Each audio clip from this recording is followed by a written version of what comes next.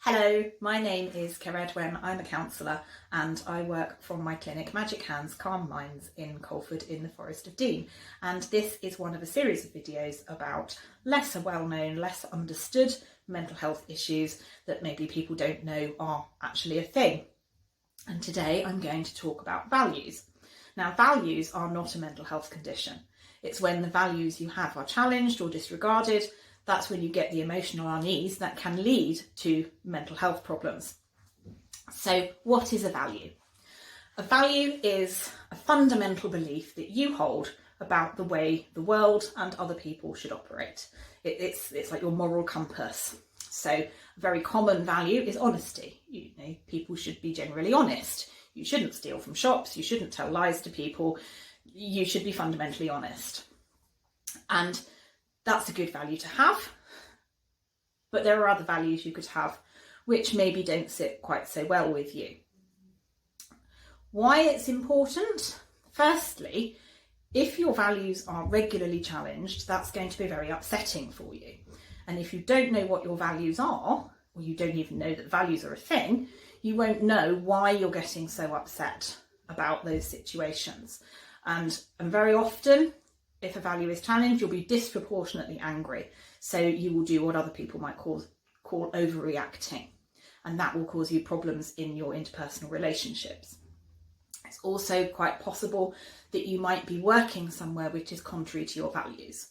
So if you have an honesty value, for example, and you're working somewhere where you're regularly expected to lie to clients and customers, then that's going to be uncomfortable for you. And if you stay in that situation long term, that will cause you a lot of emotional exhaustion because it's very hard having to continually argue against yourself as to why you're doing what you're doing. So when people violate your values, as I've said, you generally get a very disproportionately violent reaction. You'll be very angry, very hurt, very upset, way beyond what the situation justifies. So to give you an example of something that happened to me, I used to regularly go to a place where there was a particular way in and the entrance was changed. So we could no longer go in the same way as we always had done. And I was furious, despite the fact that it had virtually no impact on me at all. It meant I had to walk maybe another 20 yards. It was hardly earth-shattering. And I couldn't understand why I was so furious because, as I've said, it really made very little difference. And it took me a long time. I think probably about 3 weeks of going through, why am I so annoyed? Is it because of this? Well, why would that be annoying? Is it because of that? No, that doesn't seem right. Is it because I can't do this anymore? Well, that doesn't make any sense. And I kept digging until I got to the bottom of it, which was, I'm not being treated as special anymore. I can't go in that special gate that I used to go in. I have to go in this other gate that everybody else uses. And I didn't like that. Now, when I realised that, I wasn't too thrilled because I kind of didn't feel really comfortable with needing to be treated as special in that way. So I did some work on myself and persuaded myself out of it, basically, which again took a while. It was quite difficult, but I did manage to do it. And being treated as special isn't an inherently bad thing. We quite often talk about this. So, you'll have people say, well, I've been with this company for 25 years. They should be treating me better. And what you mean is you should be treating me as more special than your new clients, and you're not. And again, you see it in families, oh, you never do the washing up, you're lazy, you don't care. Quite often underneath that is you're not treating me, a member of your family, as a special person, and I think you should be. In that situation, wanting to be treated as special doesn't sound quite so bad because this is actually your family. So you might only want to modify the situations in which this value operates. If you don't know what your values are, then as I've already said, it will come as a real shock to you when they're violated in some way and you have this massive overreaction. That leads to a lot of arguments. People don't understand why you've reacted the way you do, and you won't be able to explain it because it won't make any sense to you either. And if you are unable to tell people what your values are, then you can't really be surprised if they don't respect them, because they just don't know it's an issue.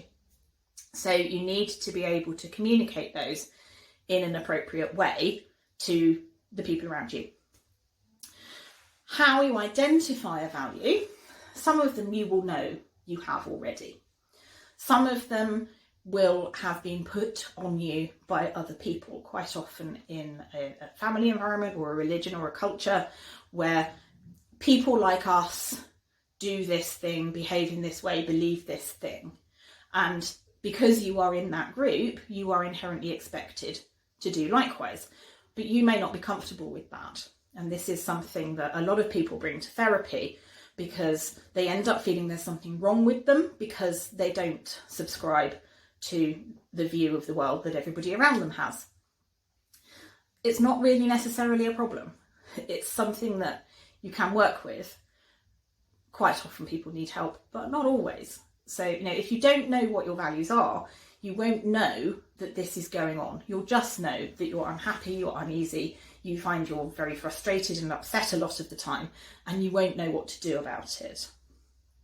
So if you have a value that you don't know about, then it's a good idea to try and find out. Now, it's not necessarily ideal to wait until you've been upset by it being violated, although you can do, and quite often that's what happens. People don't think about it until that happens, because it's not the sort of thing you do. You don't sit there and go, oh, I wonder if I have any unknown values, in much the same way as you wouldn't think, I wonder if I have any unknown relations. It just wouldn't enter your head.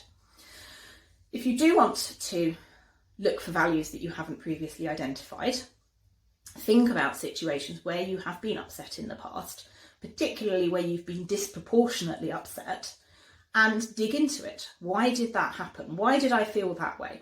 What upset me about that? Why did that bother me? Why did that bother me? Why is that an issue? Keep going down that chain of why until you get to the bottom of, oh, I'm not being treated as special, or whatever it is. Having identified your value, you can then decide, do I want to keep it? Do I want to modify it? Do I want to ditch it altogether? Now, if you do want some help with that, whether it's identifying your values or with changing values that you've identified and decided that you don't want, then I'd love to help you with that if you would like me to. The way to get in touch with me is coming up at the end of this video. I hope you found this really interesting and useful. Please do share it with your friends if you think they'd find it useful as well. And please let me have some feedback in the comments. I'd love to know what you thought of this video. Thank you for watching, and I'll see you next time.